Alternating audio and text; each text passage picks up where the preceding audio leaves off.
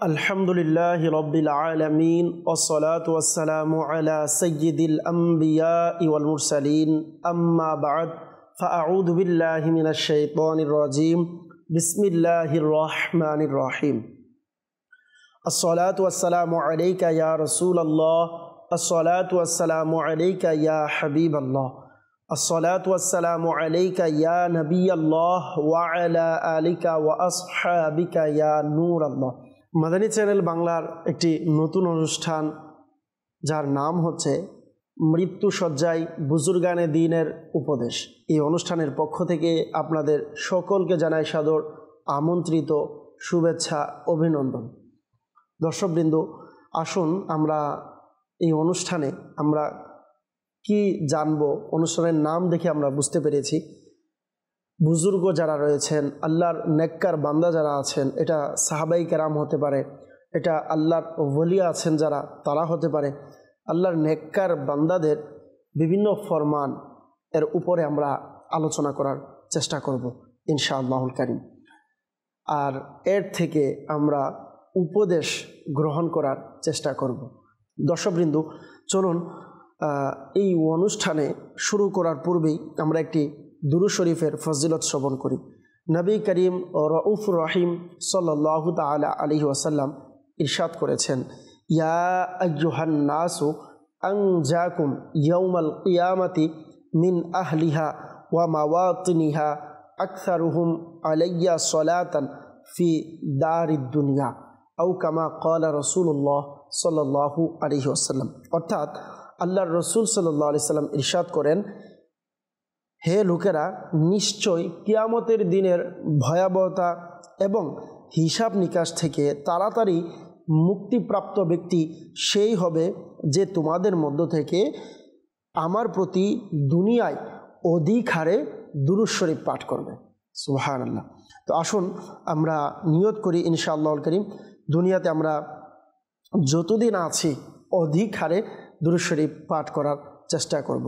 আসুন অনুষ্ঠান শুরু করার পূর্বেই একসাথে একবার সকলে মিলে একবার দুরূদ শরীফ পাঠ করে নিই। সল্লু আলাল হাবিব সাল্লাল্লাহু তাআলা আলা মুহাম্মদ সাল্লাল্লাহু তাআলা আলাইহি ওয়াসাল্লাম। দর্শকবৃন্দ, অনুষ্ঠান মৃত্যুশয্যায় বুজুর্গানে দ্বীনের উপদেশ। এই অনুষ্ঠানে আমরা জানব বুজুর্গরা মৃত্যুর পূর্বে কি বলে গিয়েছেন, কি আনমোল তোহফা আমাদের জন্য দিয়ে গিয়েছেন, কি মূল্যবান তোহফা আমাদের জন্য রেখে গিয়েছেন। মানুষ ওয়াজ নসিহতের মাধ্যমে দ্বীনের এবং দুনিয়ার সমস্ত কাজের মধ্যে একজন মানুষ সে সঠিক রূপে এবং সঠিক সিদ্ধান্তে দুনিয়াতে থাকা অবস্থায় চলতে পারে একমাত্র বড়দের উপদেশ এবং তাদের দেখানো রাস্তার মাধ্যমে। জি হ্যাঁ, আমরা যদি চাই আমাদের দুনিয়া এবং আখিরাত সুন্দর হোক, তো আমাদের প্রত্যেকের উচিত আল্লাহর ওলিগণ যা বলে গিয়েছেন তাদের বলা পথে দেখানো মতে আমাদেরকে চলা উচিত। আর এমন একটি উপদেশ আজকে আমরা আলোচনা করব যা আল্লাহর নবীর সাহাবী, আল্লাহ পাক রব্বুল আলামিন যাকে অনেক মর্তবা দিয়েছেন, আল্লাহর রাসূল সাল্লাল্লাহু আলাইহি ওয়াসাল্লাম যাকে ইলমের শহর এর দরজা বলেছেন। অর্থাৎ ইলমের শহর হচ্ছে আল্লাহর রাসূল, আর ওই শহরের দরজা হচ্ছে হযরত আলী রাদিয়াল্লাহু তাআলা আনহু। জি হ্যাঁ, ওই আলী রাদিয়াল্লাহু তাআলা আনহু তিনি হচ্ছেন এমন একজন সাহাবী যিনি দুনিয়াতে থাকা অবস্থায় জান্নাতের সুসংবাদ প্রাপ্ত এবং যিনি ইসলামের চতুর্থ খলিফা, যাকে আল্লাহ পাক রব্বুল আলামিন আল্লাহর রাসূল সাল্লাল্লাহু আলাইহি ওয়াসাল্লামের পাক পাঞ্জাতনের মধ্যে আল্লাহ তাআলা কবুল করেছেন।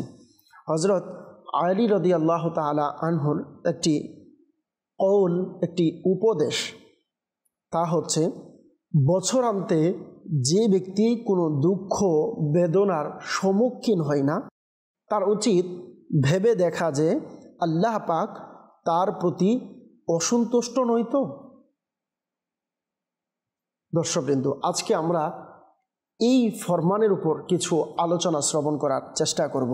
হযরত আলী রাদিয়াল্লাহু তাআলা আনহুর এই কওলের মধ্যে, এই উপদেশের মধ্যে আমাদেরকে কত সুন্দর উপদেশ দিয়েছেন যে যে ব্যক্তি কোনো দুঃখ বেদনার সম্মুখীন হয় না, তার ভেবে দেখা উচিত তার উপরে আল্লাহ পাক অসন্তুষ্ট নয়তো আল্লাহ পাক নারাজ নাকি, এটা তার ভেবে দেখা উচিত।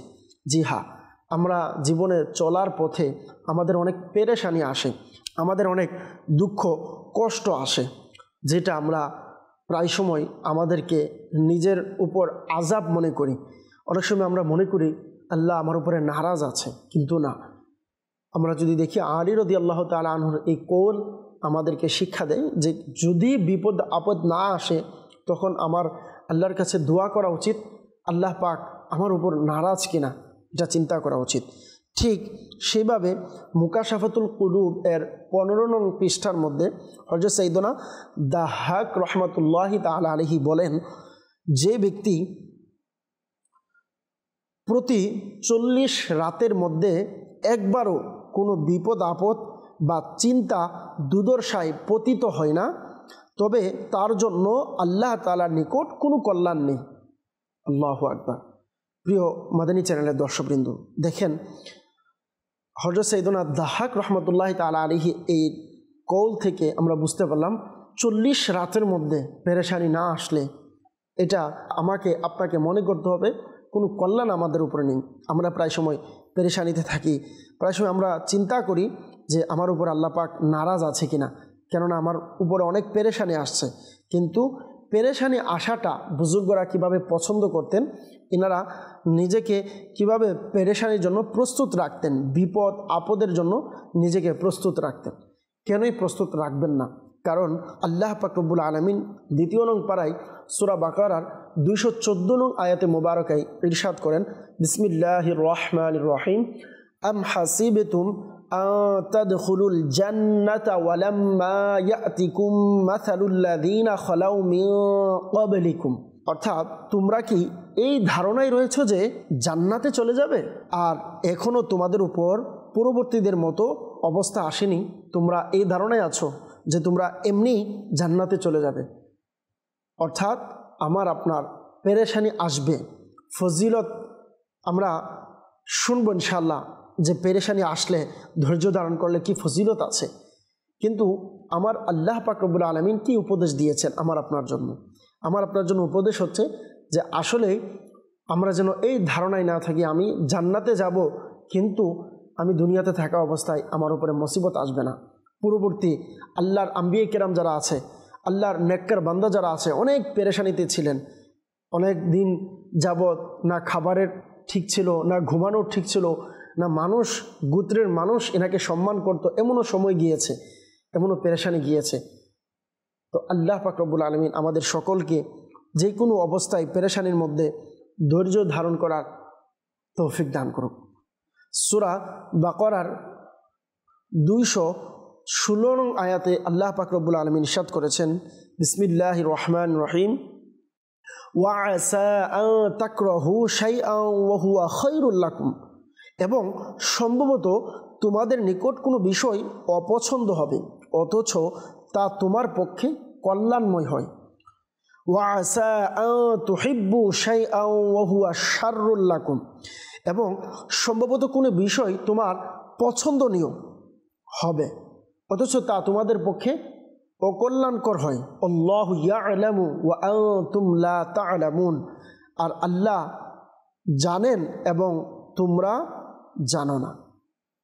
এই আয়াতে মুবারকায় আমরা যদি দেখি আল্লাহ পাক রব্বুল আলামিন অনেক বিষয়, অনেক পেরেশানি হয়তো আমার আপনার জন্য অপছন্দনীয়, কিন্তু আল্লাহ পাক রব্বুল আলামিন বললেন ওই পেরেশানি, ওই দুঃখ, ওই কষ্টের মধ্যে আমার আপনার জন্য কল্যাণ রয়েছে।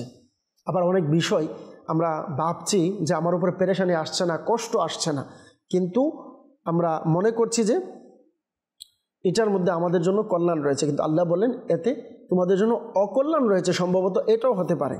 তো আল্লাহ পাক রব্বুল আলামিন আমাদের সকলকে সমস্ত কল্যাণ দান করুক। সমস্ত পেরেশানি, বিপদ আপদের সময় আল্লাহ পাক রব্বুল আলামিন এর প্রদত্ত নিয়ামতের উপর আমাদেরকে চিন্তা ভাবনা রাখার তৌফিক দান করুক।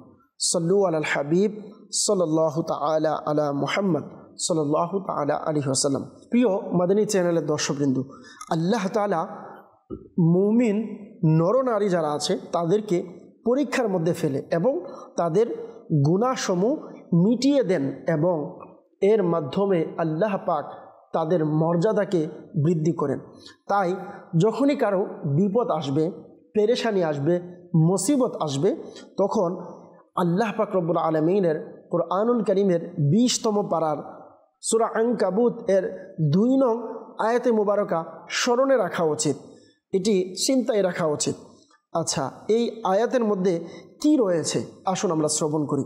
আল্লাহ পাক রব্বুল আলামিন ইরশাদ করেন, বিসমিল্লাহির রহমানির রহিম, আহাসিবান নাসু আন ইউতরাকু আন ইয়াকুলু আমান্না ওয়া হুম লা ইফতানুন।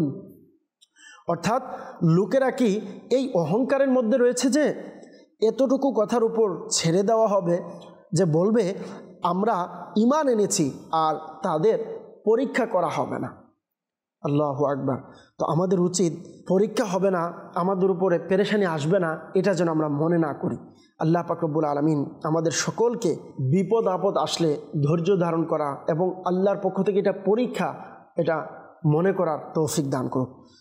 যখনই বিপদ আসে এর পাশাপাশি তখনই ধৈর্য ধারণ করলে এর প্রতিদান যে রয়েছে এর দিকে আমাদেরও খেয়াল রাখা উচিত। আল্লাহ পাক রব্বুল আলামিন যেভাবে আমাকে, আপনাকে, আমাদেরকে বিপদ আপদের ব্যাপারে উপদেশ দিয়েছেন যে বান্দার এটা একটা জীবনের অংশ, আমরা বুঝতে পারলাম যে আল্লাহ পাক রব্বুল আলামিন আমাদের দুনিয়াতে আমরা এসেছি আমাদের উপরে পরীক্ষা ফেলবে, আর এই পরীক্ষায় যদি আমি আপনি ধৈর্য ধারণ করতে পারি, আল্লাহ তাআলা আমার আপনার জন্য, আমাদের জন্য কি ফজিলত রেখেছে আসুন আমরা শ্রবণ করি। আল্লাহ পাক রব্বুল আলামিন 23 নং পারা সূরা জুমারের 10 নং আয়াতে মোবারকায় ইরশাদ করেন, ইন্নামা ইউওয়াফাস সাবিরুনা আজরাহুম বিগাইরি হিসাব। অর্থাৎ ধৈর্যশীলদেরকেই তাদের প্রতিদান পরিপূর্ণভাবে দেওয়া হবে, অগণিতভাবে। সুবহানাল্লাহ। সদরুল আফাজিল হযরত মাওলানা সৈয়দ নঈমউদ্দিন মুরাদাবাদী রহমতুল্লাহ তাআলা আলাইহি উক্ত আয়াতের ব্যাখ্যায় লিখেছেন যে হযরত মাওলাই কায়নাত আলী মুর্তজা শেরে খুদা হযরত আলী রাদিয়াল্লাহু তাআলা আনহু বলেন, প্রত্যেক সৎ কর্মকারীর নেকিসমূহ ওজন করা হবে, শুধুমাত্র ধৈর্য ধারণকারী ব্যতীত।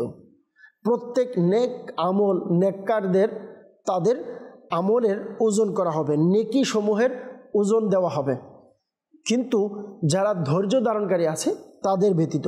কেননা তাদেরকে অপরিমিত এবং অগণিত দেওয়া হবে। আর এ কথাও বর্ণিত আছে যে বিপদগ্রস্তদেরকে হাজির করা হবে, কিন্তু না তাদের জন্য মিজান প্রতিষ্ঠিত হবে, না তাদের আমলনামা খোলা হবে, তাদের উপর প্রতিদান ও সওয়াবের প্রবল বর্ষণ হবে। এমনকি দুনিয়ার মধ্যে নিরাপদে যারা জীবনযাপন করেছে, কোনো বিপদ পেরেশানি যাদের আসেনি, ওই সব ব্যক্তিরা তাদেরকে দেখে এই প্রত্যাশা করবে, হাই তারাও যদি বিপদগ্রস্তদের মধ্যে অন্তর্ভুক্ত হতো, তাদের শরীর যদি কাঁচি দিয়ে কাটা হতো, তবে আজ তারাও ওই ধৈর্যের প্রতিদান পেত। সুবহানাল্লাহ। খাজাইনুল ইরফানের 850 নং পৃষ্ঠায় এই বাণী বর্ণিত রয়েছে, এই ব্যাখ্যাটি বর্ণিত রয়েছে। তো প্রিয় মাদানী চ্যানেলের দর্শকবৃন্দ, হযরত আলী রাদিয়াল্লাহু তাআলা আনহুর উপদেশ থেকে যদি আমি আপনি আমার আপনার জীবনের মধ্যে মিলাই, তাহলে আমরা বুঝতে পারবো যে আমার আপনার বিপদ আসলে আমরা যেন অধৈর্য না হই, আল্লাহ পাকের নিকট ভরসা রেখে ধৈর্য ধারণ করি। কারণ আমরা বুঝতে পারলাম যে কাল কিয়ামতের দিন একজন ধৈর্য ধারণকারী তার ফজিলত এবং তার এর প্রতিদান কেমন দেওয়া হবে।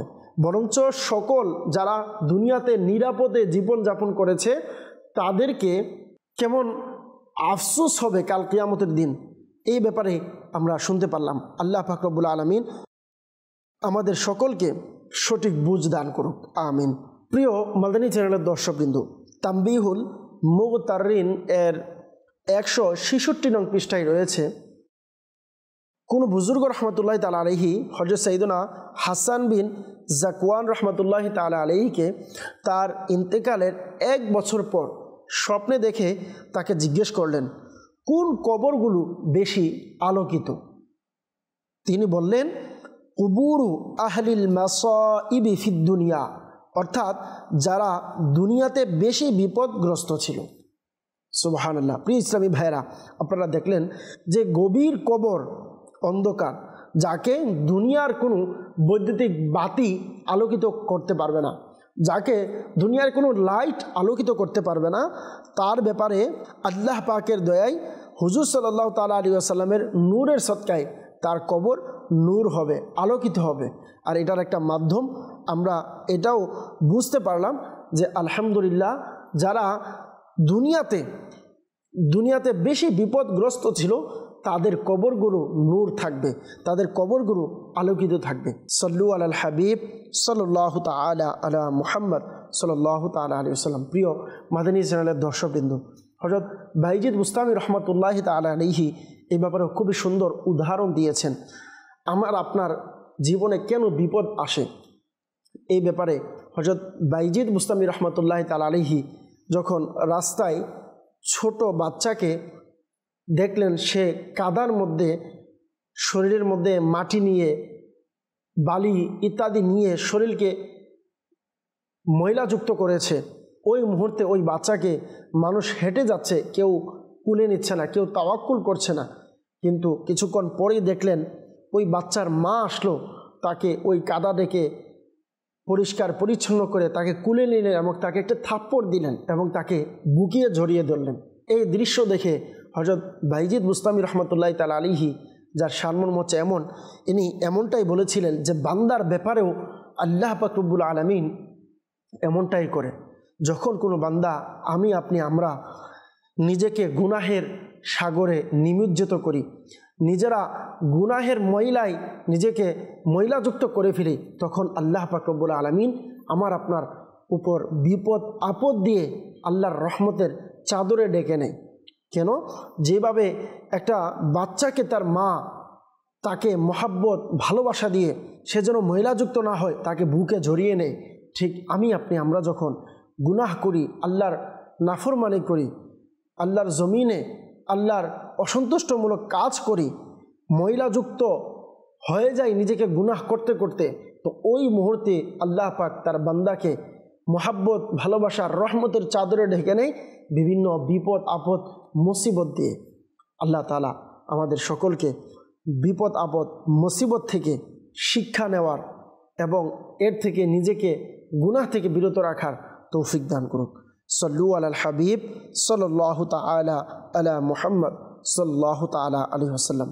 প্রিয় দর্শকবৃন্দ, যারা বিপদগ্রস্ত অবস্থায় থাকবে, যাদের উপরে পেরেশানি আসবে, দুঃখ আসবে, তাদের ব্যাপারে আমরা যদি দেখি যে আল্লাহ তাআলা কেমন দয়া করবেন, তাকে ঈমানের পোশাক দিবেন, তাকে ঈমানের পরিপূর্ণতার পোশাক আল্লাহ তাআলা তাকে দান করবেন।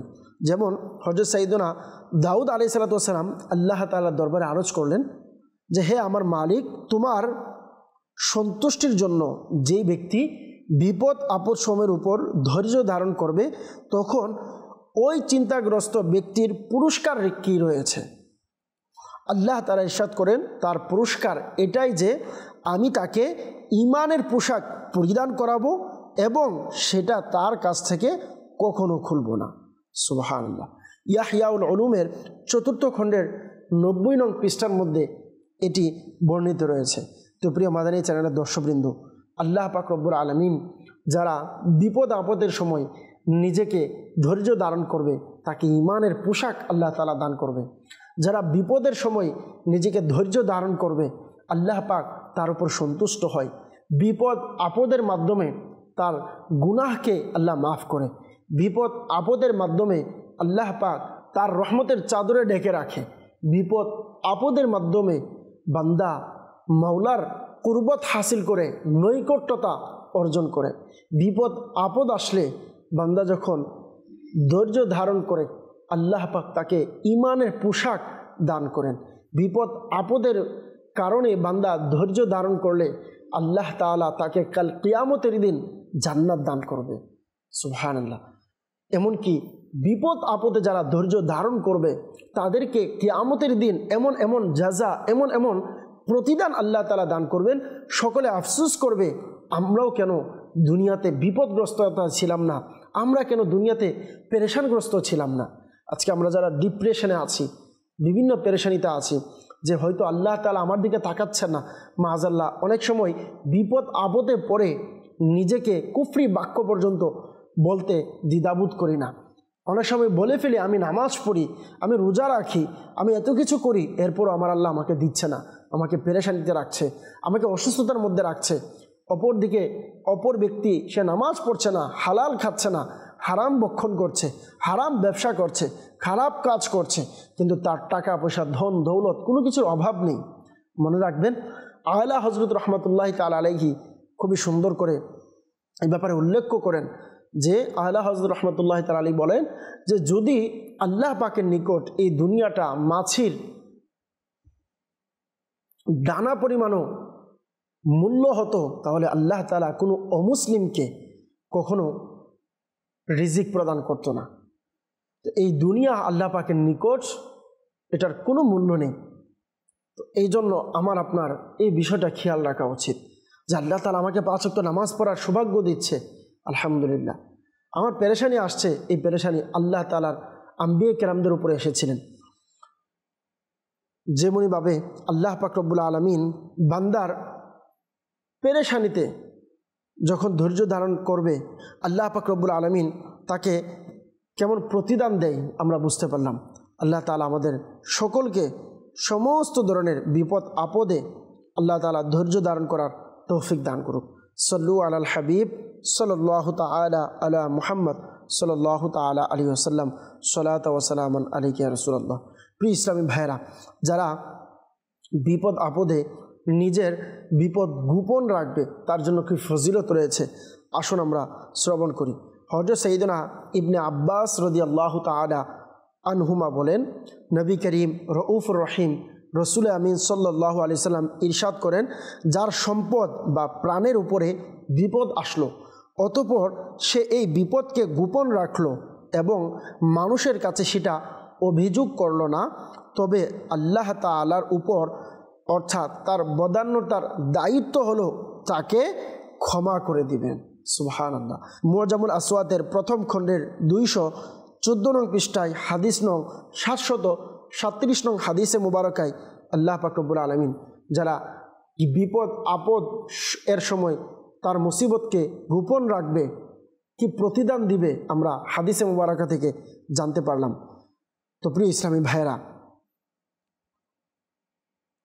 এই ব্যাপারে বিপদ আপদ আসলে বুজুর্গরা কি বলেছেন এবং আল্লাহ পাক রব্বুল আলামিন কোরআনে কি বলেছেন, আল্লাহ রসুল হাদিসে পাকের মধ্যে কি বলেছেন আমরা শুনেছি। আসুন শেষ পর্যায়ে একটি ঘটনা শ্রবণ করি যে আল্লাহর নেককার বান্দারা, নেককার বান্দিরা নিজের বিপদের সময় নিজেকে কিভাবে ধৈর্য ধারণ করতেন, নিজেকে কিভাবে সান্ত্বনা দিতেন, তারা কতটা খুশি হতেন। যেমন হুজ্জাতুল ইসলাম হযরত সাইয়েদনা ইমাম মুহাম্মদ গজ্জালী রহমতুল্লাহ তাআলা আলাইহি বর্ণনা করেন, হযরত সাইয়েদনা আহনাব বিন কাইস রহমতুল্লাহ তাআলা আলাইহি বলেন, একদা আমার চোয়ালে খুব ব্যথা হলো, যার কারণে আমি সারা রাত ঘুমাতে পারিনি। আমি পরের দিন আমার চাচা যান রহমতুল্লাহ তাআলা আলাইহি এর খিদমতে গিয়ে অভিযোগ করলাম আমি চোয়ালের ব্যথার কারণে সারা রাত্র ঘুমাতে পারিনি। সে কথাটা আমি 3 বার পুনরাবৃত্তি করলাম।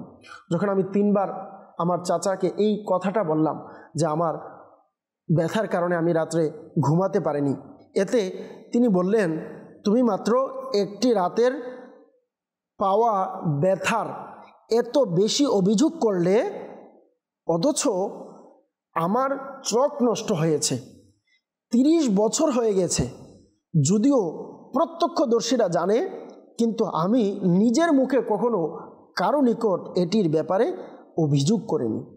ইয়াহইয়াউল উলুমের 4th খণ্ডের 164 নং পৃষ্ঠার মধ্যে এটি হযরত ইমাম গজ্জালী রহমতুল্লাহ তাআলা আলাইহি এই ঘটনাটি বর্ণনা করেছেন। তো প্রিয় মাদানী চ্যানেলের দর্শকবৃন্দ, এটার থেকে আমার আপনারও বোঝা উচিত, জানা উচিত যে বুজুর্গরা তারা তাদের সন্তানদেরকে, তাদের আওলাদদেরকে মুসিবতের সময় নিজেকে ধৈর্য ধারণ করার ব্যাপারে কিভাবে উৎসাহিত দিতেন, কিভাবে শিক্ষা দিতেন, কিভাবে উপদেশ দিতেন। শুধু মৌখিক নয়, নিজের প্র্যাকটিক্যাল আমল দিয়েও কখনো কখনো তারা বুঝাতেন যে আলহামদুলিল্লাহ এটার ফজিলত এমন, এটা এমনভাবে করা উচিত। এরকম প্র্যাকটিক্যাল আমরা তাদের আমল থেকে দেখতে পাই। আল্লাহ পাক রব্বুল আলামিন আমাদের সকলকে এর ওপর সঠিকভাবে আমল করার তৌফিক দান করুক। আজকের অনুষ্ঠানে আমরা জানতে পারলাম যে হযরত আলী রাদিয়াল্লাহু তাআলা আনহুর কৌলের মাধ্যমে আজকের আমরা অনুষ্ঠান শুরু করেছিলাম যে যার বিপদ আপদ আসে না তার কল্যাণ নেই। আর এই বিপদ আপদের ব্যাপারে আমরা জানতে পারলাম যে এটি কোনো খারাপ বিষয় না, এটা আল্লাহ পাকের নৈকট্যতা অর্জন করার একটি মাধ্যম। এবং এই বিপদ আপদ আল্লাহর আম্বিয়া কেরামদের কাছে এসেছেন, আল্লাহর নবীদের কাছে, আল্লাহর ওলিদের কাছে, নেককার বান্দাদের কাছে এই বিপদ এসেছেন।